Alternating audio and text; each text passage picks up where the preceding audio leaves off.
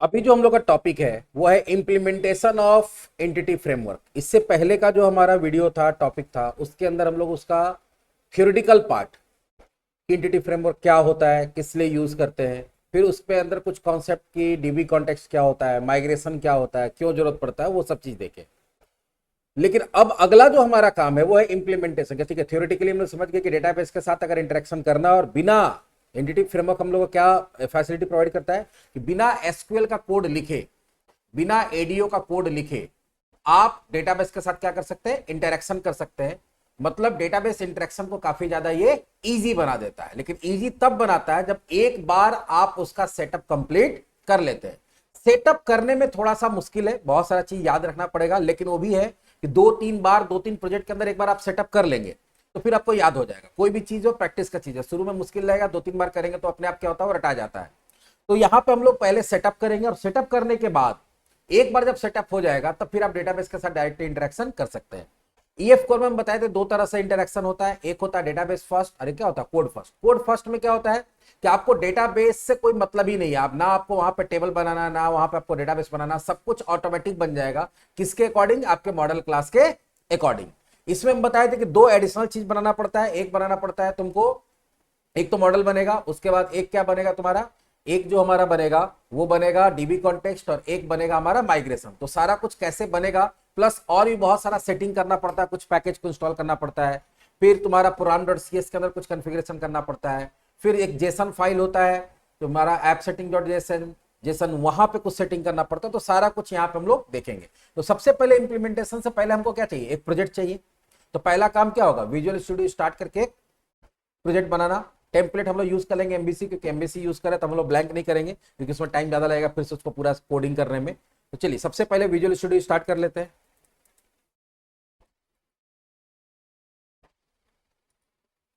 और एक एक स्टेप करके देखेंगे कि पहला स्टेप में क्या होगा, दूसरा स्टेप में क्या करना, तीसरा और चौथा। इसमें हम लोग करेंगे इंप्लीमेंटेशन का जो सेटअप होता है वो। और उसके बाद फिर हम लोग पढ़ेंगे क्रड ऑपरेशन कि फिर कैसे हम लोग डेटाबेस में डेटा डालेंगे, निकालेंगे, अपडेट करेंगे और डिलीट करेंगे। तो नेक्स्ट सेशन में होगा। आज हमारा मेन होगा इंप्लीमेंटेशन कैसे करते हैं। जो कोई भी एक एप्लीकेशन बना रहे हैं, एक कोई वेब एप्लीकेशन बना रहे हैं, तो एक वेब एप्लीकेशन में एक बार करना पड़ेगा। कितना बार करना पड़ेगा, एक बार। अब फिर बाकी काम अलग अलग कर सकते हैं, लेकिन जितना आप अगर 5 प्रोजेक्ट बना रहे हैं तो पांचों प्रोजेक्ट में एक एक बार ये काम करना पड़ेगा। तो पहला तो है कि हम लोग यहाँ पे क्या करेंगे, एक नया प्रोजेक्ट बनाएंगे। ये मेरे पास टेम्पलेट का आ गया, यहाँ पे क्लिक करेंगे, नेक्स्ट पे क्लिक करेंगे। एंटिटी फ्रेमवर्क का है तो एंटिटी ईएफ डेमो 1 बना दिए, एंटिटी फ्रेमवर्क 1, डेमो 1। नेक्स्ट करते हैं, फिर क्रिएट। इससे हमारा एक प्रोजेक्ट बन के आ जाएगा।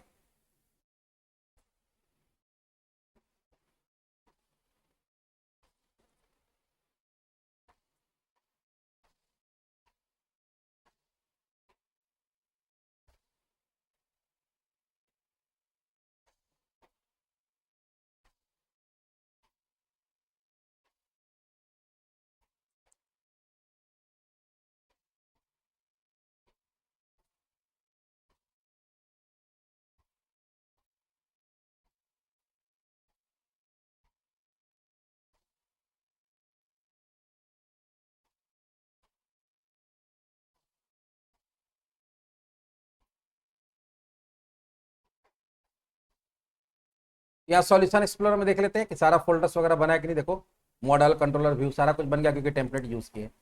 अब कभी भी अगर ईएफ कोर एंटिटी फ्रेमवर्क आप यूज कर रहे हैं तो आपको कुछ पैकेज इंस्टॉल करना पड़ता है। क्योंकि होता क्या है कि कभी भी जब आप कोई प्रोजेक्ट बनाते हैं तो कुछ पैकेज ऑटोमेटिक लिंक हो जाता है आपके साथ। ठीक है, देखो ये सब पैकेज है, सब ऑटोमेटिक लिंक है। लेकिन हम बताए थे कि एंटिटी फ्रेमवर्क क्या है, अपने आप में पूरा कंप्लीट टॉपिक है, जो कि एक अलग से कंप्लीट फ्रेमवर्क, जो कि अलग से है। तो उससे रिलेटेड जो पैकेजेस है पहले उसको इंस्टॉल करेंगे, तभी उसके क्लासेस वगैरह को यूज कर सकते हैं। तो इसमें 3 पैकेज आपको इंस्टॉल करना पड़ता है। इसलिए फर्स्ट स्टेप जो है वो है 3 पैकेज को इंस्टॉल करना, जिसमें है पहला SQL server, Microsoft dot entity framework, framework code dot SQL server. ये आपका क्या है, प्रोवाइडर है। हम बताए थे तुम लोग को कि आपको बीच में एक प्रोवाइडर रखना पड़ता है जो आपके सी शार्प के कोड को एसक्यूएल में और एसक्यूएल कोड को सी शार्प में कन्वर्ट करता है। और अलग अलग जो डीबीएमएस आरडीबीएमएस होता है उसके लिए अलग अलग तुम्हारा क्या होता है, अलग अलग तुम्हारा फ्रेमवर्क होता है, सॉरी फ्रेमवर्क बोल रहे हैं, एसक्यूएल सर्वर का जो प्रोवाइडर होता है, और वो जो प्रोवाइडर होगा, जैसे हम लोग को एसक्यूएल सर्वर के साथ कनेक्ट करना तो एसक्यूएल सर्वर का यूज किया, माई एसक्यूएल के लिए जो आता है माई एसक्यूएल में करेंगे, अगर तुम्हारा ऑरेकल का करना तो ऑरेकल में। जो चीज हम लोग पीछे देखे थे, अगर तुम लोग को याद होगा तो यहाँ बताए थे कि अलग अलग तुम्हारा देखो है ना, ऑरेकल के लिए कौन सा आता है, ऑरेकल डॉट एंटिटी फ्रेमवर्क 4 ये इंस्टॉल करना पड़ेगा, पोस्टग्रेस के लिए ये इंस्टॉल करना पड़ेगा, माई एसक्यूएल के लिए क्या था तुम्हारा, ये या ये दोनों में से कोई एक इंस्टॉल करना पड़ेगा, और एसक्यूएल सर्वर के लिए देखो ये है। तो फिलहाल अभी हमारा जो कनेक्शन होने जा रहा है एप्लीकेशन का, हम लोग जो यूज करेंगे वो एसक्यूएल सर्वर यूज करेंगे, इसलिए यहाँ पे किसका यूज कर रहे हैं, एसक्यूएल सर्वर का। और उसके बाद दो एडिशनल और भी है, टूल्स और डिजाइन, इसका भी यूज करेंगे, आगे देखेंगे। लेकिन इसको इंस्टॉल करते कैसे हैं, तो इसको इंस्टॉल, कोई भी पैकेज को इंस्टॉल करते हैं, पहले भी हम लोग एक दो प्रोजेक्ट में किए हुए हैं, न्यूगेट पैकेज मैनेजर होता है, कहां पे, विजुअल स्टूडियो के अंदर। तो आपको विजुअल स्टूडियो में जाना है, न्यूगेट पैकेज मैनेजर खोलना है, कहां से खोलेंगे, टूल्स, न्यूगेट पैकेज मैनेजर है यहाँ पे, और यहाँ पे कहां जाएंगे, manage NuGet package for solution, इसके अंदर चले जाएंगे, और तीनों को एक एक करके इंस्टॉल करेंगे। लेकिन इसको इंस्टॉल करने के लिए जरूरी है क्योंकि ये तुम्हारा कहां से, इंटरनेट से डाउनलोड होकर इंस्टॉल होता है, इसलिए आपके पास इंटरनेट कनेक्टेड होना चाहिए और हाई स्पीड इंटरनेट होना चाहिए। अगर स्लो स्पीड है तो टाइम ज्यादा लग सकता है। उसके बाद इंस्टॉल करने के लिए हम लोग कहां जाते हैं, ब्राउज, उसके बाद यहाँ सर्च करेंगे, यहाँ क्या करेंगे, सर्च, नाम क्या है, माइक्रोसॉफ्ट डॉट एंटिटी फ्रेमवर्क। ये तो अभी सजेशन भी बता रहा है, अगर सजेशन बता रहा तो बता रहा, नहीं बताएगा तो क्या करेंगे, सर्च कर लेंगे पूरा लिख के।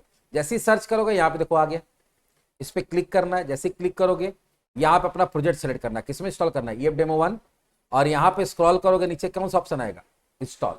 जैसे इंस्टॉल पे क्लिक करेंगे कुछ प्रोसेस होगा, बीच में एक दो बार यस नो पूछेगा, तो वहां पर अगर यस नो पूछेगा तो यस कर देंगे, नहीं पूछेगा तो कोई दिक्कत नहीं है।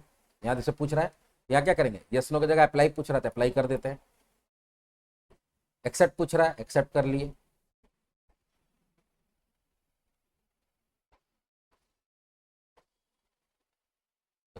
जैसे ही यहां पे इंस्टॉल की जगह अनइंस्टॉल लिखा जाएगा, मतलब इंस्टॉल हो गया।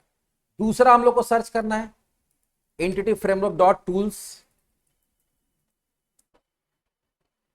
देखो मिल गया, Microsoft entity framework dot tools, इसको भी क्या कर लेंगे, इंस्टॉल उसी तरह से। ये हर एप्लीकेशन में, जितना एप्लीकेशन बनाएंगे, जितना प्रोजेक्ट बनाएंगे, सब में अगर एंटिटी फ्रेमवर्क यूज करना तो सब में इंस्टॉल करना पड़ेगा। अभी देखो अनइंस्टॉल नहीं लिखा है, अनइंस्टॉल लिखा जाएगा तो हम लोग मान लेंगे कि इंस्टॉल हो गया, लिखा गया ना, इंस्टॉल हो गया। तीसरा था डिजाइन,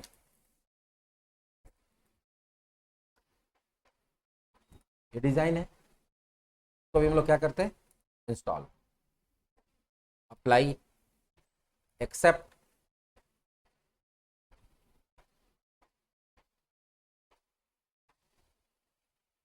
अभी तक यहां आया नहीं, वेट कर लेते हम लोग।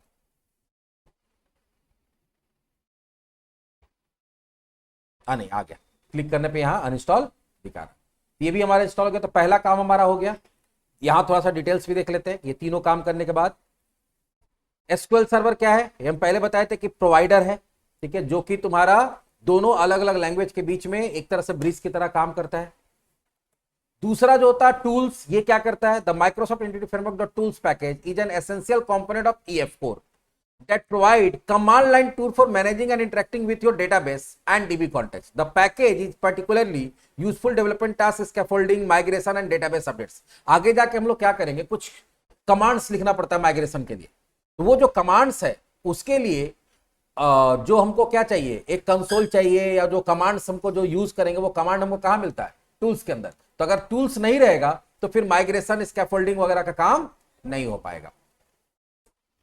तीसरा होता है डिजाइन, ये क्या है, the Microsoft entity framework core design package is, ये भी एसेंशियल कंपोनेंट है यूजिंग एंटिटी फ्रेमवर्क कोर, इसलिए एसेंशियल, इसलिए सब में इंस्टॉल करना पड़ेगा। It provide design time feature and tools that facilitate development task related to EF4 particularly context of code generation, migration and DB context management. इसका भी वही है, जो हम लोग ऑटोमेटेड काम करेंगे उसमें ये क्या करेगा, हेल्प करेगा। ये सारा क्या है, एक तरह का पैकेज है, इसके अंदर हम लोग को बहुत सारा क्लासेज और कमांड्स मिलेगा जिसका आगे जाके यूज करेंगे, इसीलिए इसको हम लोग को इंस्टॉल करना पड़ता है।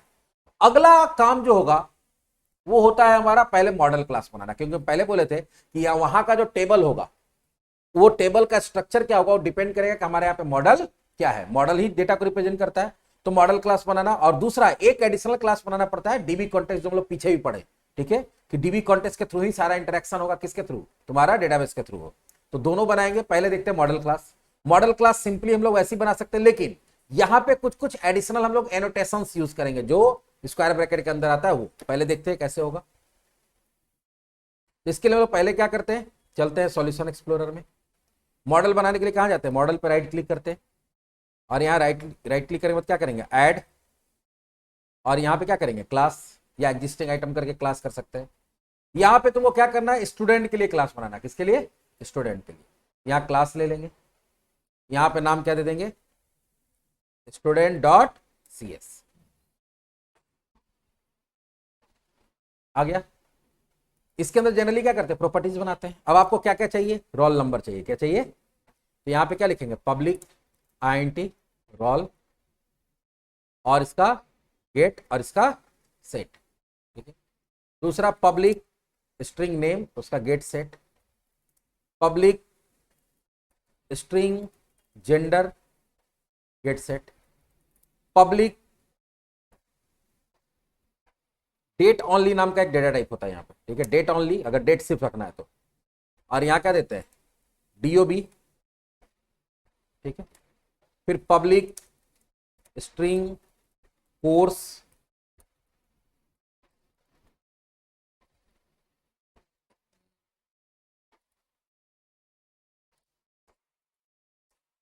Public float fee. ये तो मॉडल हो गया।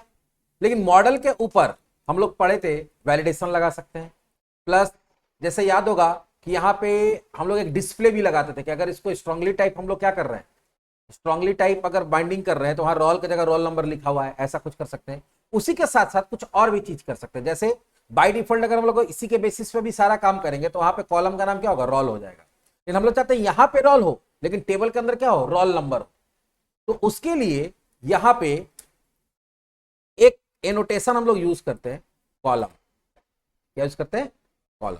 अब कॉलम में यहां नाम दे देंगे रोल नंबर। तो होगा क्या कि यहां पे भले रोल होगा, लेकिन टेबल में कॉलम का नाम क्या हो जाएगा, रोल नंबर। प्लस हम चाहते हैं कि वहां पे डेटा टाइप यहां बताएं, वहां एसक्यूएल में तो अलग डेटा टाइप होता है, यहां पे अलग डेटा टाइप होता है। तो यहां पे हम लोग क्या दे सकते हैं, डेटा टाइप देना पड़ता है।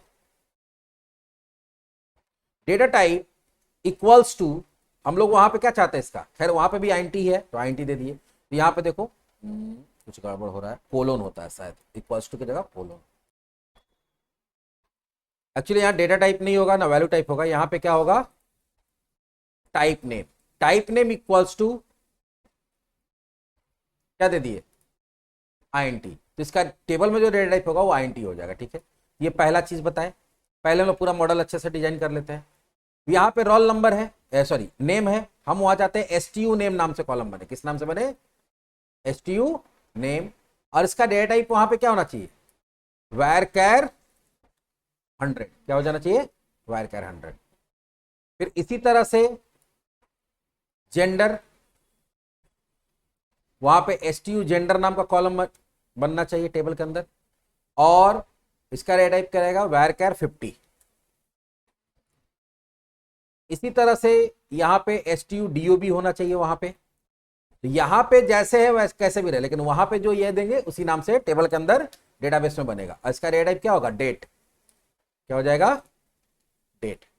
कोर्स varchar 100 ही रहने देते हैं, और यहां देते हैं कोर्स नेम। क्या देते हैं, कोर्स नेम।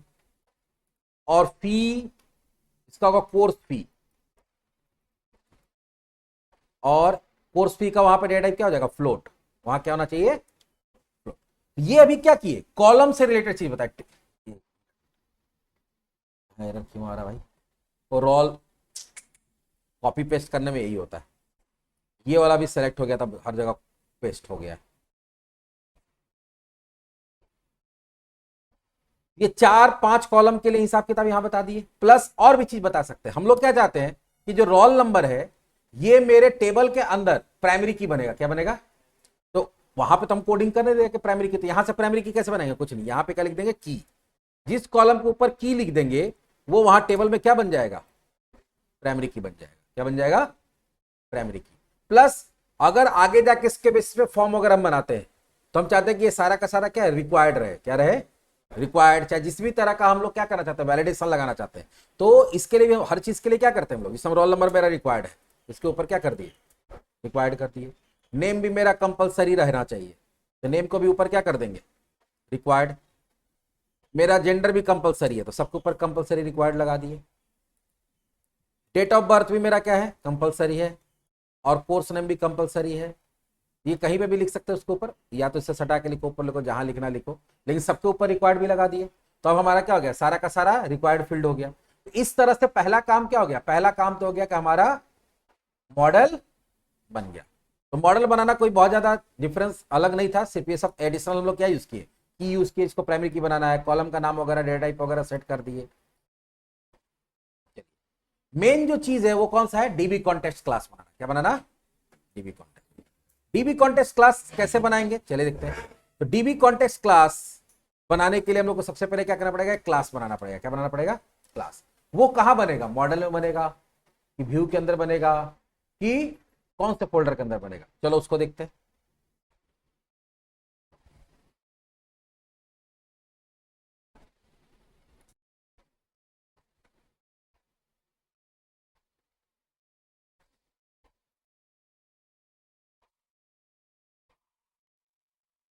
वो बनेगा मॉडल फोल्डर के अंदर। कहां बनेगा, मॉडल, क्योंकि तुम्हारा मॉडल जहां है वही डेटाबेस कॉन्टेक्स्ट भी होना चाहिए। इसके लिए क्या करना है, इस पर क्लिक करेंगे, मॉडल पे राइट क्लिक करेंगे, और यहां क्या करेंगे, ऐड। और इसके लिए भी एक क्लास ही बनता है। क्या बनता है, क्लास। अब क्लास जब बनाते हैं तो इसमें नाम ध्यान से देना पड़ता है। मॉडल का नाम क्या है, स्टूडेंट, तो इसका भी नाम क्या होगा, स्टूडेंट। उसके बाद क्या देना पड़ता है, डीबी और कॉन्टेक्स्ट। ठीक है, डीबी कॉन्टेक्स्ट आगे लगाना पड़ता है, डॉट। तो इससे क्या होगा, क्लास बन जाएगा। इसमें सबसे पहले एक नेम स्पेस को इंपोर्ट करना पड़ता है using Microsoft dot entity framework 4।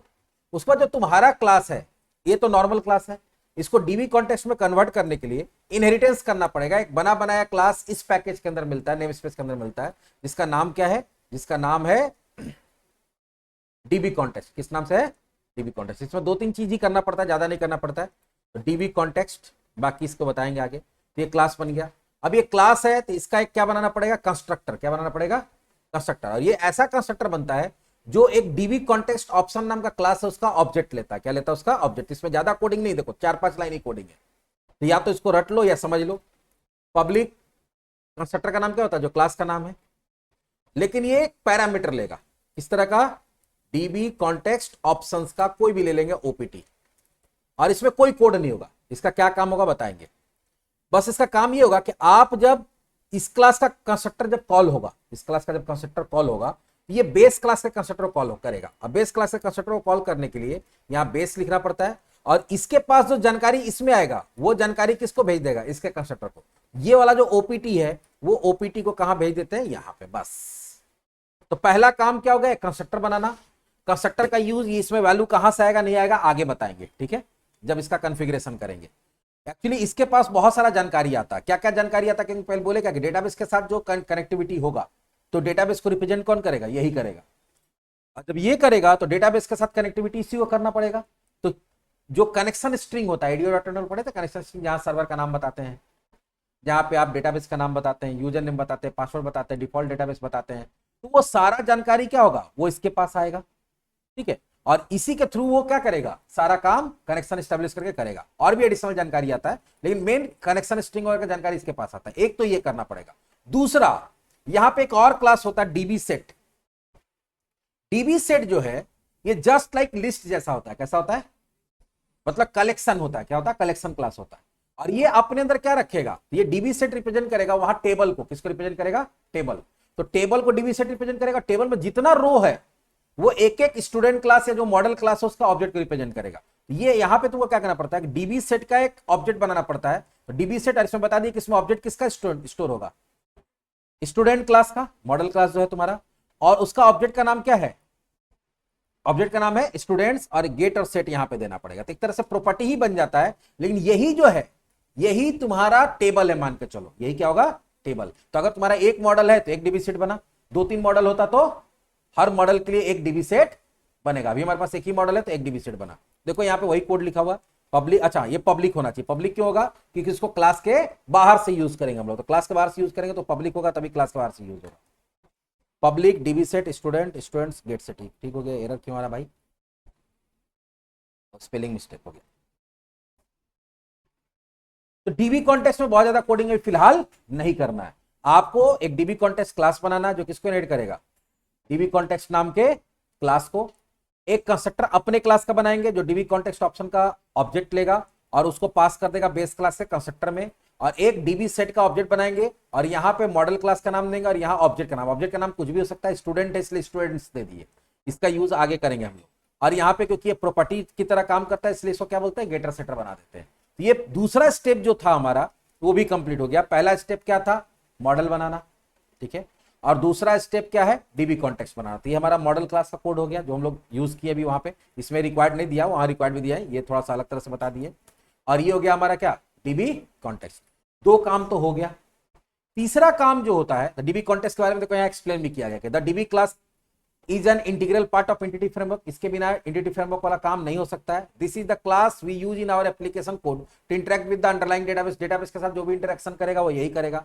In this class that manage the database connection and use to retrieve and save data in the database. यही वो क्लास होगा जो डेटाबेस के साथ कनेक्शन एस्टेब्लिश करेगा। तुम्हारा मॉडल नहीं करेगा, कनेक्शन एस्टेब्लिश यही करेगा। वहां से डेटा लाना या पहुंचाना वो कौन करेगा? डीबी कॉन्टेक्स्ट करेगा। An instance of DB context represents a session with the database which can use to query and save instance of your entity to the database। जैसे ही आप DB context का ऑब्जेक्ट बनाएंगे, कहां बनाएंगे बताएंगे। जैसे ही ऑब्जेक्ट बनाएंगे, ऑब्जेक्ट बनाने के साथ क्या होगा? एक सेशन स्टार्ट हो जाएगा डेटाबेस के साथ, कनेक्शन एस्टैब्लिश हो जाएगा और उसी कनेक्शन के थ्रू डेटा आएगा और जाएगा। तो इस क्लास का ऑब्जेक्ट बनते के साथ सेशन स्टार्ट होगा। सेशन स्टार्ट होने का मतलब क्या हो गया? डेटाबेस के साथ लिंक मेरा बन जाएगा और उसी लिंक से फिर डेटा आएगा और जाएगा इसी के through. DB context can be used to define database context class after creating model class। तो इसको कब बनाते हैं? मॉडल क्लास बनाने के बाद। क्यों? क्योंकि यहां पे ध्यान से देखो, यहां पे हम लोग मॉडल क्लास का यूज किए हैं ना, तो जब तक वो नहीं बनेगा तब तक यहां पे यूज नहीं कर पाएंगे। और इसमें क्या होता है? यूज है डीबी सेट। ये एक डीबी सेट यूज करता है जो कि एक तरह से कलेक्शन क्लास होता है, ठीक है, जैसे लिस्ट होता है।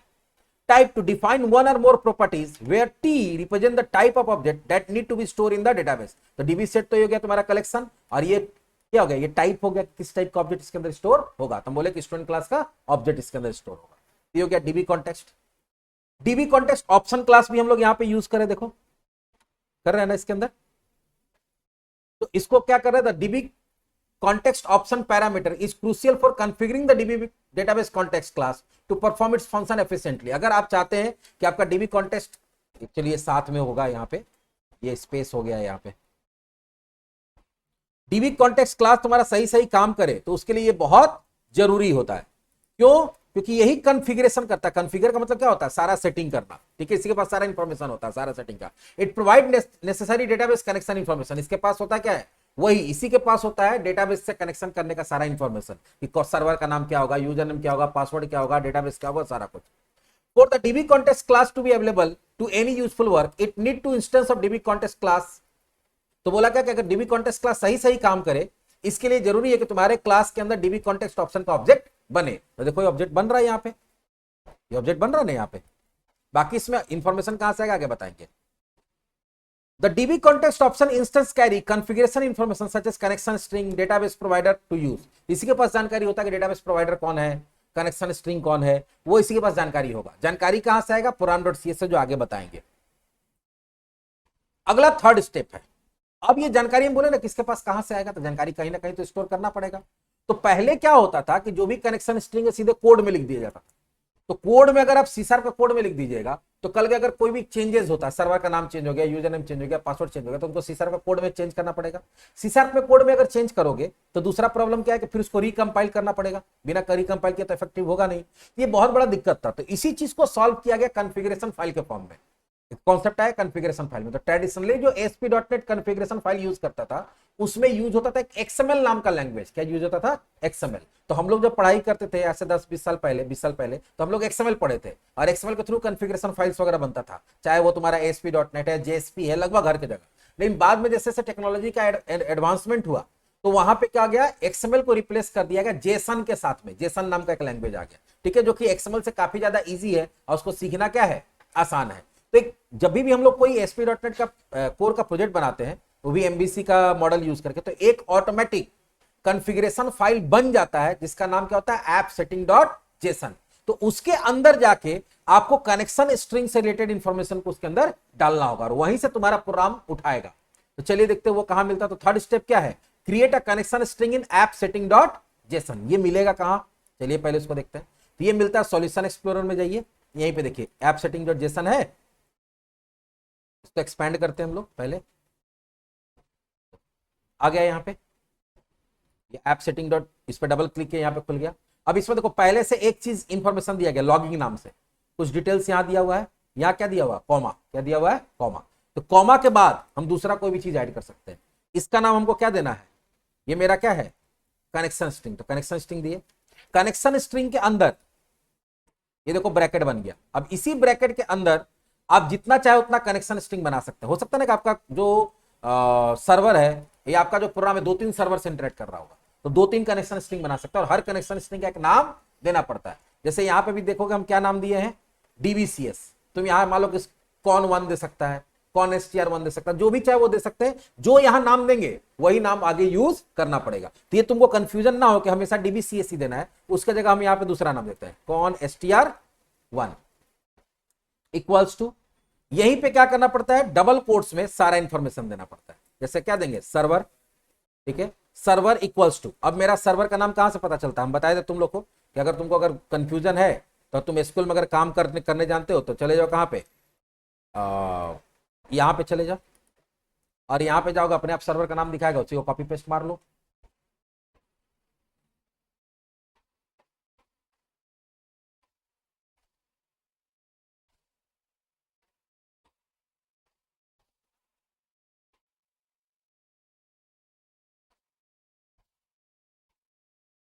आ रहा है यहाँ पे सर्वर नेम, हमको इसी सर्वर से कनेक्ट करना है, तो इसी सर्वर को कॉपी किए और यहाँ पेस्ट मार देंगे। बस ध्यान देंगे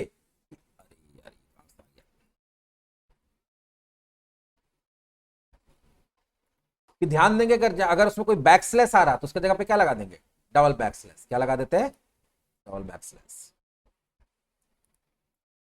उसका सेमी कॉलन। अगला काम क्या होता है, हम लोग देते हैं डेटाबेस का नाम। अब डेटाबेस वहां है या नहीं उससे मतलब नहीं, ये डेटाबेस खुद ब खुद बनाएगा, ठीक है। तो यहां पर हम लोग डेटाबेस का नाम दे देते हैं ISC STU DB, ISC STU DB। फिर हम लोग क्या देंगे, यूजर नेम, यूजर आईडी। तो अगर मेरे पास यूजर आईडी पासवर्ड है तो यूजर आईडी देंगे, जैसे यूजर आईडी मेरा ऐसे है और पासवर्ड क्या है, pass@123। और अगर मान लो कि किसी के पास यूजर आईडी पासवर्ड नहीं है तो वहां लिखना पड़ता है trusted connection equals to true, जो विंडो ऑथेंटिकेशन से लॉगिन होता है। लेकिन यहां पे एक चीज और देना पड़ेगा। जब इसको हम प्रैक्टिस कर रहे थे, इसको बना के घर में चेक कर रहे थे, तो मेरे सामने एक प्रॉब्लम आ गया कि रन कर रहा है तो वहां पे कुछ सर्टिफिकेट से रिलेटेड एरर आता है कि कनेक्शन एस्टेब्लिश हो गया लेकिन रिजेक्ट हो गया क्योंकि आपका वैलिड सर्टिफिकेट नहीं है। तो उसके लिए यहां पे एक और चीज ऐड करना पड़ता है, trusted service certificate equals to true. यहां क्या लिखेंगे, ट्रस्टेड, ये सब में लिख देंगे server certificate equals to, semicolon देके इसको बंद कर देंगे। हाँ, ये यहां क्यों बंद कर दिए, इसको यहां बंद करना है।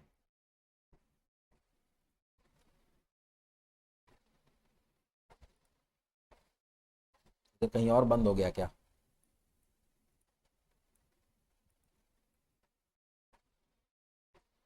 कहीं ना कहीं कुछ तो गड़बड़ हुआ है। यहाँ हुआ है, ठीक है। कौन STR इक्वल्स टू, यहाँ पे सर्वर का नाम दे दिए, डेटाबेस का नाम दे दिए, कौन से यूजर आईडी से लॉगिन होगा, उसका पासवर्ड क्या होगा, और ये सर्टिफिकेट वाला ट्रू हमेशा देना पड़ेगा। ऐसे अगर दूसरा कोई और कनेक्शन स्ट्रिंग होता है, यहाँ कौन STR2 इक्वल्स टू दे देंगे, 3 इक्वल्स टू दे देंगे, 4 इक्वल्स टू दे देंगे। तो ये सारा कनेक्शन स्ट्रिंग का हम लोग कहां पे दिए, ध्यान से देखो, ये हम लोग दिए ऐप सेटिंग डॉट जेसन में। ये जो कॉमा था उसके बाद कनेक्शन स्ट्रिंग नाम से हम लोग ऐड कर दिए। बाकी अलाउ होस्ट वगैरह जो है जैसे था वैसे छोड़ देंगे, ऊपर वाला जैसे था वैसे ही छोड़ देंगे। तो इसको ध्यान से एडिट करना पड़ेगा, उसको कंट्रोल S दबा के इसको सेव कर देंगे। ये भी काम हो गया। तीसरा और ट्रस्ट लिखा हुआ था, जो भी होगा देख लेते हैं। ट्रस्ट सर्वर है, ट्रस्टेड लिख दिए क्या,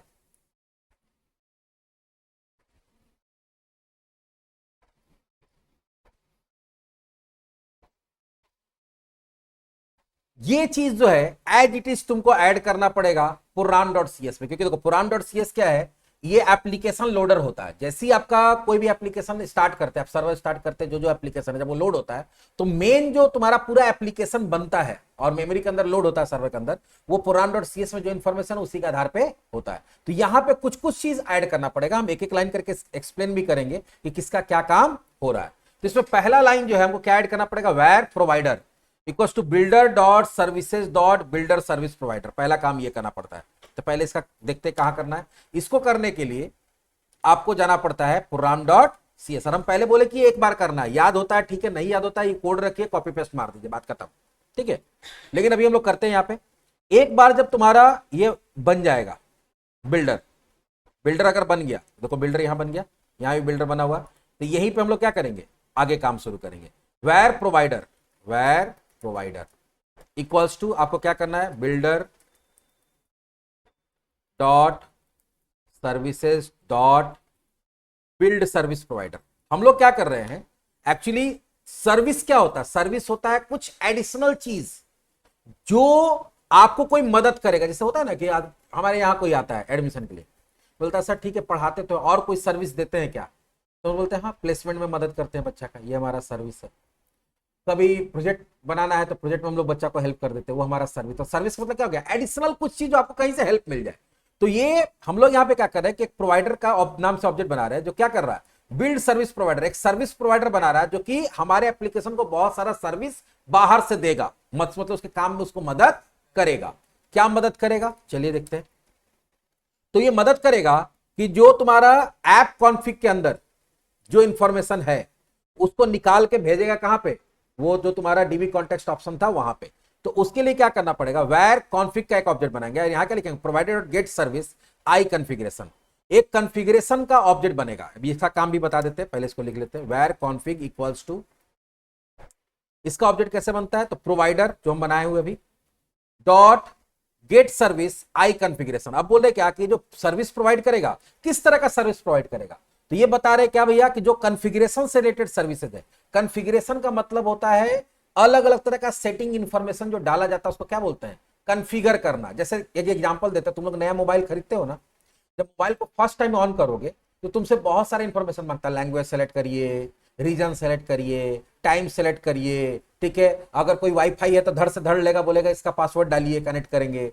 फिर बोलेगा अपना गूगल अकाउंट का आईडी डालिए, गूगल अकाउंट का पासवर्ड डालिए। तो जो एक बार जो सेटअप होता है उसी को क्या बोलते हैं, कॉन्फ़िगर करना, ताकि तुम्हारा डिवाइस को या तुम्हारे एप्लीकेशन को बेसिक जानकारी मिल जाए कि हमको कैसे कैसे काम करना और किस किस तरह से काम करना है। या उसको अगर कोई चीज का जरूरत है, जैसे मान लो प्ले स्टोर खोलना, तो उसको गूगल अकाउंट की जरूरत पड़ेगा, तो तुम उसमें गूगल अकाउंट ऐड कर देते हो, तो उसी को लेकर क्या करता है, तुम्हारा खोल देता है उसको। तो जो बेसिक चीज काम करने के लिए जरूरी है उसके लिए कॉन्फ़िगरेशन इंफॉर्मेशन की जरूरत पड़ता है। तो वो कॉन्फ़िगरेशन इंफॉर्मेशन का कहां से जाएगा, इसी ऑब्जेक्ट में स्टोर होगा और जाएगा आपके एप्लीकेशन तक। तो ये हम लोग अभी कॉन्फ़िगरेशन का ऑब्जेक्ट बना दिया जिसके अंदर कॉन्फ़िगरेशन इंफॉर्मेशन जाएगा। अब कॉन्फ़िगरेशन इंफॉर्मेशन कैसे जाएगा, तब देखो यहां क्या करेंगे, builder dot services dot add dB context, builder dot services dot add dB context. अब हम देखो क्या कर रहे हैं, जो डीबी कॉन्टेक्स्ट बनाया उसको इंफॉर्मेशन यहां से भेज रहे हैं सर्विस के थ्रू, उसको यहां से इंफॉर्मेशन भेज रहे हैं। डीबी कॉन्टेक्स्ट में मेरा डीबी कॉन्टेक्स्ट का नाम क्या है, स्टूडेंट डीबी कॉन्टेक्स्ट। तो देखो बता भी रहे कि मेरे पास किसके पास जाएगा, तो स्टूडेंट डीबी कॉन्टेक्स्ट के पास ये इंफॉर्मेशन जाएगा, ठीक है। इंफॉर्मेशन भेजने के लिए यहां लैम्डा स्टेटमेंट यूज करेंगे हम लोग, item dot item use SQL server होगा, आइटम एरो, ठीक है, item dot use SQL server. हम क्या बता रहे हैं कि मेरा डीबी कॉन्टेक्स्ट होगा, उसको एक इंफॉर्मेशन भेजना है ताकि वो किसको यूज कर पाए, एसक्यूएल सर्वर को यूज कर पाए। क्या इंफॉर्मेशन भेजना है, तो हम करेंगे कॉन्फ़िग। ये जो कॉन्फ़िग ऑब्जेक्ट है ये लिंक किसके साथ रहता है, ये लिंक हो जाता है जैसे ये लाइन देंगे, ये हम बोले कॉन्फ़िगरेशन का ऑब्जेक्ट बनता है, ये किसके साथ लिंक हो जाता है, जो ऐप सेटिंग डॉट जेसन था उसके साथ लिंक हो जाएगा। किसके साथ लिंक हो जाएगा, उसके साथ। और हम बोले क्या, कॉन्फ़िग डॉट, अब कॉन्फ़िग डॉट का मतलब क्या गया, ये कॉन्फ़िग किसके रिप्रेजेंट कर रहा है, तुम्हारा ऐप सेटिंग डॉट जेसन को। तो वहां से कुछ इंफॉर्मेशन निकाली, क्या निकालिए, गेट कनेक्शन स्ट्रिंग, यहां देंगे गेट कनेक्शन स्ट्रिंग निकालिए। और उस कनेक्शन स्ट्रिंग का नाम क्या था, तो यहां पे तो हम लोग भले दिए डीबीसीएस, लेकिन वहां हम लोग क्या बनाए थे अभी, कॉन str1। तो अब देखो ये तीनों चीज काम हो रहा है। देखो अब यहां पे क्या होगा, ध्यान से देखो, अंदर से शुरू करते हैं। Config dot get connection string, तो गेट कनेक्शन स्ट्रिंग कहां जाएगा, वो जाएगा यहां पे। देखो यहां कनेक्शन स्ट्रिंग लिखा हुआ है ना, तो कॉन्फिग हम क्या बोलेंगे, कॉन्फिग किसको रिप्रेजेंट करता है, कॉन्फ़िगरेशन का, और उसका जानकारी कहां रहता है, ऐप सेटिंग डॉट जेसन में। तो यहां आएगा कनेक्शन स्ट्रिंग में आएगा, और वहां जाके किसको सर्च करेगा, कौन str1 को। तो कौन str1 का इंफॉर्मेशन जो भी कनेक्शन स्ट्रिंग है उसको निकाल लेगा, वो निकाल लिया, और वो निकाल के किसको पास कर दिया, यूज एसक्यूएल सर्वर। जहां आइटम, आइटम किसको रिप्रेजेंट करेगा, ये लैम्डा स्टेटमेंट है, वो स्टूडेंट डीबी कॉन्टेस्ट का जो ऑब्जेक्ट बन रहा है, यहां देखो क्या हो रहा है, ये ऑब्जेक्ट बनाएगा। ये किसका ऑब्जेक्ट बनाएगा, स्टूडेंट डीबी कॉन्टेस्ट का। तो कोई भी क्लास का जब ऑब्जेक्ट बनता है तो उसमें कंस्ट्रक्टर में क्या होता है, हमको वैल्यू पास करना पड़ता है ना। तो ये एक तरह से हम लोग लैम्डा स्टेटमेंट को इसको 2-3, अगर इसको इस तरह से नहीं लिखते तो हमको 4-5 लाइन में लिखना पड़ता है, ये शॉर्टकट होता है। तो यहां पे क्या हो रहा है, हम लोग कि डीबी कॉन्टेक्स्ट में एक ऑब्जेक्ट ऐड कर रहे हैं। जैसे इस क्लास का ऑब्जेक्ट बनाएंगे, इसका कंस्ट्रक्टर कॉल होगा, इसके कंस्ट्रक्टर में ये पूरा का पूरा इंफॉर्मेशन जाके कहां स्टोर होगा मालूम है, ये जो रिटर्न किया कॉन str, ये जाके स्टोर हो जाएगा हमारा इसके अंदर। पूरा कनेक्शन स्ट्रिंग इसको मिल गया, इसको मिल गया, तो ये डेटाबेस के साथ क्या करेगा, कनेक्शन बना देगा। लेकिन यहां पे कुछ एरर भी आ रहा है, देख लेते हैं। तो अगर समझ में आता ठीक है, नहीं आता तो रटंत विद्या है तुम लोग पास, शुरुआती में रट लो, जैसे जैसे प्रोजेक्ट बनाओगे आगे फ्यूचर में सब कुछ समझ में आ जाएगा। तो ये 3 लाइन हम लोग को क्या करना पड़ेगा, ऐड करना पड़ेगा। यहां तक जब काम कर लिए, ठीक है, तब हमारा बोल सकते हो बेसिक कॉन्फ़िगरेशन खत्म हो गया। अब हम लोग जाएंगे माइग्रेशन में। कहां जाएंगे, और माइग्रेशन के बाद क्या बताया था कि माइग्रेशन एक ऐसा क्लास है जिसको जनरेट करना पड़ेगा, और जनरेट करने के बाद उसका काम होता है कि जो स्ट्रक्चर रिलेटेड काम है, स्ट्रक्चर मतलब क्या हो गया, डेटाबेस बनाना, टेबल बनाना, टेबल के बाद भविष्य में कोई टेबल में कोई दिखाएंगे भी करके, भविष्य में कोई कॉलम ऐड कर देना है। जैसे मान लो कभी इतना चीज दिए उस स्टूडेंट में, कोई बोला कि नहीं आधार नंबर भी होना चाहिए, लेकिन हम तो ऑलरेडी काम कर रहे हैं, नया सर्कुलर आ गया कंपनी में आधार नंबर भी है, तो क्या पूरा डेटाबेस डिलीट करेंगे, नहीं, हम यहाँ मॉडल में ऐड करेंगे, नया माइग्रेशन बना के उसको क्या करेंगे, वहां पे अपडेट कर देंगे। तो अगला काम होगा migration. 5th step, final step जो होता है क्या होता है, माइग्रेशन। जो सेटअप का फाइनल स्टेप है, जो एक बार करना पड़ता है, वो है माइग्रेशन। अब माइग्रेशन में क्या होगा, ये तुम्हारा जो भी जानकारी अभी तक हम लोग दिए हैं उसके मदद से एसक्यूएल सर्वर में टेबल, डेटाबेस सब वो बना देगा, ठीक है। तो अगला काम क्या है हमारा, steps to implement add migration and run the migration. Migration को ऐड करना है और उसको रन कराना, बहुत आसान है, सिर्फ स्टेप्स है, उसको याद रखना, कुछ कमांड्स उसको याद रखना। माइग्रेशन का काम करने के लिए पहले तो हम लोग एसक्यूएल सर्वर में चलते हैं और चेक कर लेते हैं कि भैया जो डेटाबेस वगैरह का नाम दिए हैं कहीं तुम लोग को बेवकूफ तो नहीं बना रहे, पहले से हम बना के रखे हैं और यहां देखे बोलेंगे देखो बन गया। तो पहले हम लोग यहां चेक कर लेते हैं। डेटाबेस का नाम हम लोग क्या दिए हैं कनेक्शन स्ट्रिंग में, ISC STUDB। देखते हैं अगर होगा तो डिलीट भी कर देंगे। डेटाबेस में जाते हैं, ये सारा है आई से है, लेकिन क्या है, इंडेक्स डीबी है, ISC DB है, लेकिन ISC STUDB नहीं है। तो जब डेटाबेस नहीं तो टेबल भी नहीं होगा, ठीक है। चलिए अब माइग्रेशन का काम कैसे करते हैं, इसके लिए जाना टूल्स मेनू में, अब फिर जाना न्यूगेट पैकेज मैनेजर में। लेकिन इस बार क्या करेंगे, पैकेज मैनेजर कंसोल खोलेंगे। क्या खोलेंगे, तो टूल्स में जाएंगे, न्यूगेट पैकेज मैनेजर में जाएंगे, और यहां पे क्या करेंगे, पहले यहां जाते थे मैनेज इंस्टॉल करने के लिए, इस पर कहां जाएंगे, पैकेज मैनेजर कंसोल। नीचे में देखो एक कंसोल आ जाएगा, कंसोल मतलब डॉस जैसा चीज, जहां पे हम लोग क्या करते हैं, इसको थोड़ा सा बड़ा कर लेते हैं, बाहर करके थोड़ा बड़ा कर लिए।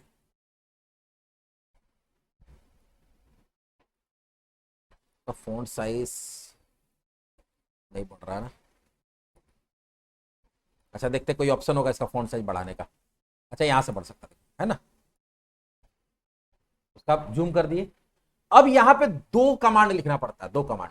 एक होता है पैकेज मैनेजर को अपने प्रोग्राम के अंदर ऐड करना, तो माइग्रेशन को ऐड करना, पैकेज मैनेजर माइग्रेशन को ऐड करना। माइग्रेशन जब आप ऐड करेंगे तो यहां पे देखना एक माइग्रेशन नाम का फोल्डर ऐड हो जाएगा और उसमें कुछ कोड जनरेट हो जाएगा। एक्चुअली माइग्रेशन के लिए क्या होता है, क्लास बनता है, क्या बनता है, क्लास। और वो क्लास बना के क्या करता है, उसके अंदर कुछ कोड जनरेट कर देता है। देखना जितना भी डेटाबेस बनाने का, टेबल बनाने का, सब कोड ऑटोमेटिक जनरेट हो जाएगा, और जैसे इसको रन कराएंगे वो कोड डेटाबेस से कनेक्शन एस्टैब्लिश करके वहां रन करा देगा। इसके लिए अगला काम क्या है, अगला काम है type the command to add migration. Migration add करना, इसके लिए क्या करते हैं, सिंपल लिखना है add dash migration space create DB. तो ये क्रिएट डीबी क्या होगा, माइग्रेशन का नाम होगा, क्या होगा ना। तो यहां पे हम लोग क्या करेंगे, ऐड माइग्रेशन, ये डैश दे के देना पड़ता है, और उसका नाम कुछ भी दे सकते हैं माइग्रेशन का, लेकिन जनरली क्योंकि डेटाबेस बना रहा है इसलिए क्या दे देंगे, क्रिएट डीबी। जैसे ही एंटर करेंगे थोड़ा टाइम लेगा, ये थोड़ा टाइम लेता है, वो डिपेंड करता है आपके कंप्यूटर कितना स्पीड काम कर रहा है। थोड़ा देर के बाद क्या होगा, सक्सेस दिखा देगा।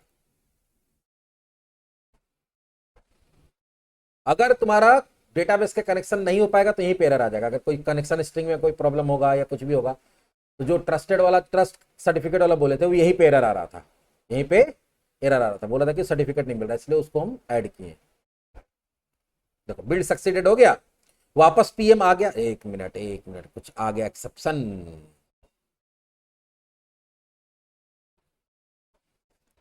सक्सेस तो हो गया, एरर क्या आ रहा है,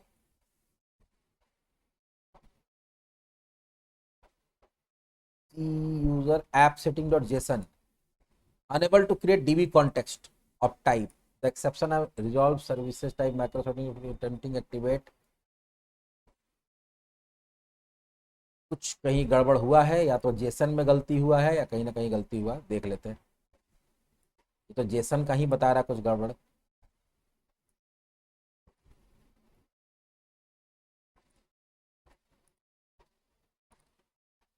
पहले देखते हैं कि हाँ ये माइग्रेशन बना कि नहीं बना। ना, माइग्रेशन बना ही नहीं है।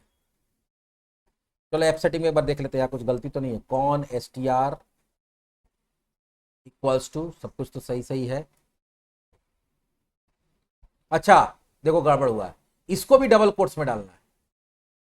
यहां पर हम लोग क्या किए, इसको डबल कोट्स में नहीं डाले हैं। ये जो कनेक्शन स्ट्रिंग का नाम डाल के हटा दिए थे, ये जो कनेक्शन स्ट्रिंग का नाम है वो भी किस में जाएगा, डबल कोट्स में।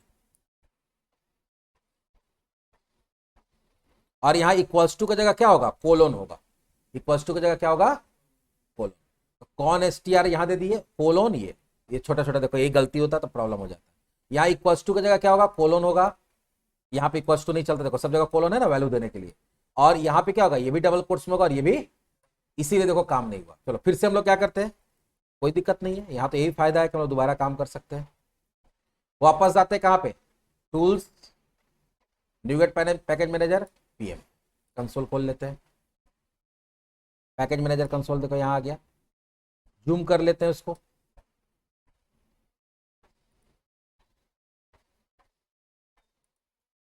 उसको फिर से क्या करेंगे, कमांड देंगे ऐड माइग्रेशन क्रिएट डीबी।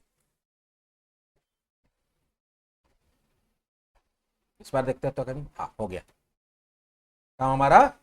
इस बार एरर नहीं आया, क्योंकि देखो कनेक्शन स्ट्रिंग से ही ना क्या करता है, वो डेटाबेस से कनेक्शन करता है। कनेक्शन स्ट्रिंग ही गड़बड़ था, इसलिए डेटाबेस से कनेक्शन हो नहीं पा रहा था। अब यहां सॉल्यूशन एक्सप्लोरर में जाओगे तब तुमको एक चीज दिखेगा, इसको थोड़ा नीचे लेके आते हैं, या बंद भी, अच्छा बंद नहीं करते भी, 200% में दिख रहा है, इसको थोड़ा सा 100% में करते हैं।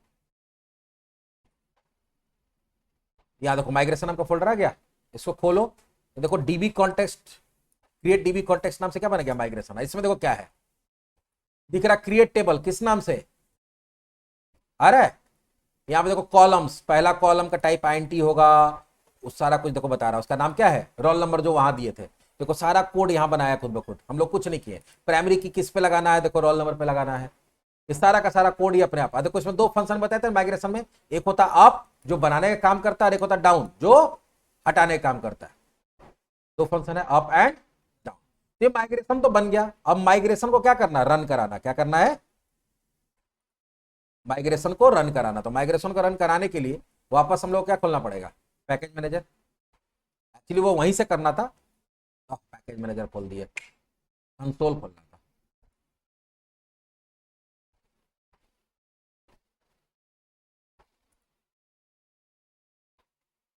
आ गया। अब अगला कमांड हमको क्या करना देना पड़ता है, एक बार जब अगर वो सक्सेसफुली बन गया तो अगला कमांड देना पड़ता है अपडेट डेटाबेस। क्या देना पड़ेगा, तो अपडेट जैसी बोलेंगे तो क्या करेगा, उसका अप फंक्शन को कॉल कर देगा। क्या कर देगा, अप फंक्शन। और अप फंक्शन क्या करेगा, वहां सारा कुछ बना के कंप्लीट कर देगा। तो देखते हैं तो यहां पे क्या लिखेंगे, अपडेट। अगला कमांड क्या होगा, पहला कमांड था ऐड माइग्रेशन क्रिएट डीबी, और यहां करेंगे अपडेट डेटाबेस, बस एंटर।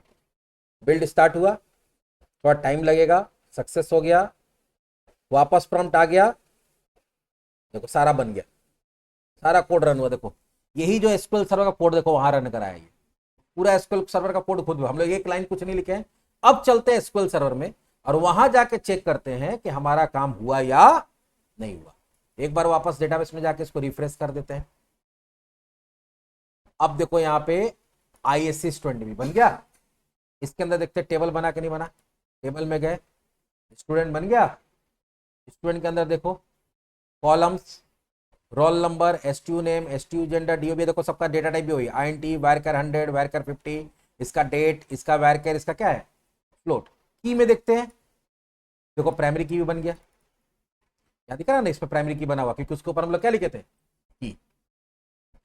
तो बिना एसक्यूएल सर्वर का कोड लिखे, कोड फर्स्ट में यही होता है कि सारा सेटअप कौन कर देगा, सारा का सारा सेटअप जो है वो तुम्हारा कौन करेगा, माइग्रेशन तो करेगा, लेकिन सारा का सारा सेटअप सी शार्प तुम्हारा एप्लीकेशन खुद ब खुद करेगा। वहां डेटाबेस का कोड लिखने की जरूरत नहीं है। लेकिन अब अगर मान लो कि हम लोग काम कर रहे हैं, इन फ्यूचर कोई बोला, क्योंकि माइग्रेशन पढ़ रहे तो माइग्रेशन ठीक से पढ़ लेते हैं, इन फ्यूचर तुमको कोई बोला कि एक कॉलम और ऐड करना था, आधार नंबर छूट गया, आधार नंबर छूट गया, या मान लो कुछ समय आधार नंबर का कॉन्सेप्ट नहीं था, बाद में आधार नंबर का कॉन्सेप्ट आ गया। कि स्कूल में देखो ना पिछले 5 साल 10 साल से बच्चा लोग से आधार कार्ड मांगने लगा। हम लोग समय आधार कार्ड थोड़ी था, तो मान लो सॉफ्टवेयर उसी समय का बना हुआ, स्कूल पुराना है, बाद में गवर्नमेंट का ऑर्डर आ गया कि आपको आधार कार्ड भी लेना है, तब तो आधार कार्ड वाला तो यहाँ है नहीं। तो अगर आपको टेबल के स्ट्रक्चर में कोई चेंजेस करना, तब क्या करना पड़ेगा, तो नया माइग्रेशन बनाना पड़ेगा। क्या करना पड़ेगा, लेकिन नया माइग्रेशन से पहले क्या करना पड़ेगा, मॉडल में चेंजेस करना पड़ेगा। तो चलिए एक मॉडल ले लेते हैं हम लोग, मॉडल तो है ही हमारे पास। इसी में क्या करेंगे, पब्लिक स्ट्रिंग और क्या ले लेंगे, आधार, गेट सेट, और इसका भी हम लोग क्या करते हैं, कॉलम वगैरह रिक्वायर्ड वगैरह सेट कर देते हैं। और इसका नंबर क्या रहेगा, इसका नाम वहां क्या होना चाहिए, आधार नंबर। डेटा टाइप क्या होगा, क्योंकि आधार नंबर हमेशा 12 डिजिट का ही होता है, ना कम ना ज्यादा, इसलिए कैर लेके क्या कर दिए 12 दे दिए, रिक्वायर्ड भी कर दिए। लेकिन क्या यहां करने से होगा, नहीं, इतना करने से नहीं होगा। अब तुमको एक नया क्या करना पड़ेगा, नया माइग्रेशन बनाना पड़ेगा। और माइग्रेशन बनाने के लिए हम लोग क्या पढ़े, माइग्रेशन बनाने के लिए हम लोग पढ़े टूल्स में जाएंगे, न्यूगेट पैकेज मैनेजर में जाएंगे, और कहां जाएंगे, कंसोल में। और माइग्रेशन बनाने के लिए क्या करते हैं हम लोग, माइग्रेशन बनाने के लिए थोड़ा इसको जूम कर देते हैं वापस। माइग्रेशन बनाने के लिए क्या करते हैं, ऐड माइग्रेशन, इसका नाम कुछ अलग कर देते हैं, क्रिएट DB1 कर दिए, ये नया माइग्रेशन बना देगा। अब फिर से क्या करेंगे, अपडेट डेटाबेस कर देंगे। तो जो भी यहाँ पे नया माइग्रेशन बनेगा, तो नया माइग्रेशन का कोड भी दिखाएंगे कि उसमें क्या पूरा कोड जनरेट हुआ कि क्या जनरेट हुआ। पिछले बार तो पूरा सारा जनरेट हुआ था ना। तो पहले देखो ये जब माइग्रेशन बन गया तो देखते हैं यहाँ क्या हुआ, उसी माइग्रेशन को अपडेट किया है कि कुछ नया बना। देखो पिछला बार क्या था, क्रिएट DB था, अब क्या बन गया, क्रिएट DB1। और ये देखो बता भी रहा है कब बना, 2024 को बना थी, ये कब ऐड वगैरह हुआ है, यहाँ सारा कुछ दिख रहा है 19/10/2024 को। इससे पता भी चलेगा कि कब कौन सा कब चेंजेस क्या हुआ था। इसमें क्या चेंजेस हुआ भाई, देखो इसमें ज्यादा कुछ नहीं हुआ, पूरा कोड जनरेट नहीं हुआ, सिर्फ एक कॉलम ऐड हो रहा है। क्या हो रहा है, जो चेंजेस किए वही हो रहा है। अगर हम डेटा टाइप वहां चेंज कर देंगे किसी का, तो यहाँ पर उसी का कोड जनरेट होगा जो कि सिर्फ डेटा टाइप चेंज करने के लिए होगा। दिखाते वो भी करके दिखा देंगे, डेटा टाइप चेंज करके भी। अभी देखो इसमें एक नया बना, अब ये वहां पर रिफ्लेक्ट अभी नहीं करेगा, रिफ्लेक्ट कब करेगा, जब यहां क्या करेंगे, अपडेट डेटाबेस। अब अपडेट करेंगे तब जाके वहां रिफ्लेक्ट करेगा एसक्यूएल में। अरे जा एसक्यूएल बंद कर दिए,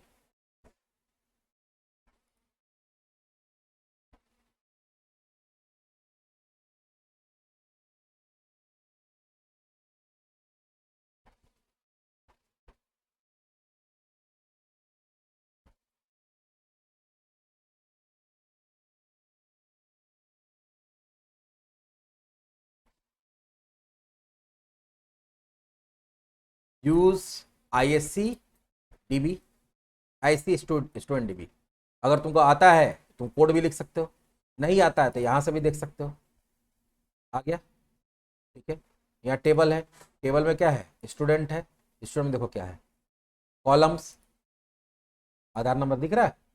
और यहाँ और भी इंफॉर्मेशन देखो, एक और टेबल बन रहा है, EF माइग्रेशन हिस्ट्री। ये भी जानकारी आपको बताएगा कब कब क्या क्या हुआ। जैसे देखो अगर हम यहाँ करते हैं सेलेक्ट एस्टिक फ्रॉम, पहले स्टूडेंट देखते हैं, स्टूडेंट्स देखते हैं, स्टूडेंट्स ये तो आ रहा है आधार, अभी तो डेटा डाले नहीं इसलिए नहीं आ रहा। लेकिन एक और टेबल यहाँ दिख रहा ना, अंडरस्कोर EF माइग्रेशन। उसमें क्या है भाई, चलो देखते हैं, select asterisk from underscore EF migration history. इसमें देखो क्या है, इसमें क्या बता रहा है कि ये 2 बार इसका मेरा जो टेबल उसका 2 वर्जन है, ठीक है, एक किसके थ्रू आया है, इसके थ्रू, और एक किस माइग्रेशन के थ्रू आया है। तो सबका आईडी, उसका वर्जन, सब कुछ देखो ऑटोमेटिक दिखा। तो ये हो गया हमारा किस तरह से सेटअप करेंगे, मतलब ये सेटअप हो गया। अब एक बार जब सेटअप हो जाएगा या हो गया, अब इस पे हम लोग CRUD ऑपरेशन अप्लाई कर सकते हैं। क्या कर सकते हैं? CRUD का मतलब है क्रिएट, मतलब रिकॉर्ड डाल सकते हैं, रीड मतलब वहां से डेटा निकाल सकते हैं, U for update data change कर सकते हैं, और D for delete data change. और एक लाइन भी हम लोग C# का कोड, सॉरी SQL का कोड नहीं लिखेंगे कोड फर्स्ट में, अभी कोड फर्स्ट पढ़ रहे हैं, इसके बाद क्या पढ़ेंगे? Database first. तो ये हमारा देखो सेटअप कंप्लीट हो गया। सेटअप में हम लोग का स्टेप क्या क्या था? पहला स्टेप था भैया कि आप ये सारे को इंस्टॉल करिए। दूसरा स्टेप क्या था कि आप मॉडल बनाइए। तीसरा स्टेप क्या था? टीबी कॉन्टेस्ट बनाइए। चौथा स्टेप क्या था? जेसन फाइल को एडिट करिए। पांचवा स्टेप क्या था? prom.cs को एडिट करिए, उसमें जो एडिशनल चीज जो चीज चाहिए काम करने के लिए, क्योंकि जेसन फाइल उठा के डीबी कॉन्टेक्स्ट में सारा इंफॉर्मेशन भेजना। और पांचवा क्या है? सबसे आसान है माइग्रेशन, 2-3 तो कमांड रन करा देना है, आपका माइग्रेशन भी बन जाएगा। माइग्रेशन में क्या बनता है? डेटाबेस का स्ट्रक्चर वगैरह में जो चेंजेस होता है। हाँ, एक और करके दिखाई देते हैं ना, जब इतना कर ही दिए तो। अगर इन केस मॉडल में किसी का डेटा टाइप चेंज हो रहा है, मॉडल में किसी का डेटा टाइप चेंज हो रहा है, तो उसके लिए क्या जनरेट होगा? चलो देख लेते हैं उसको भी।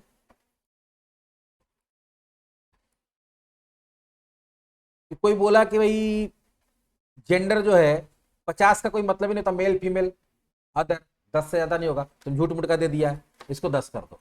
यहां हम लोग 10 कर दिए। जैसी मॉडल में चेंजेस करेंगे तो हम लोग को पहले क्या करना पड़ेगा? पैकेज मैनेजर कंसोल में आएंगे, और यहां क्या करेंगे? नया ऐड, नया माइग्रेशन क्या करेंगे? स्ट्रक्चर में जब भी चेंज होगा ऐड माइग्रेशन, और उसका नाम देना पड़ेगा ना। नेम क्या देंगे इस बार? क्रिएट, या नेम हम लोग कुछ भी दे सकते हैं, ऐसा नहीं क्रिएट भी देना। हम लोग क्या करेंगे? Change DT, data type change कर रहे हैं, हम लोग को यहीं भी देना था ऐड माइग्रेशन चेंज DT, नहीं दिए तो दोबारा मांगा हमसे, ठीक है।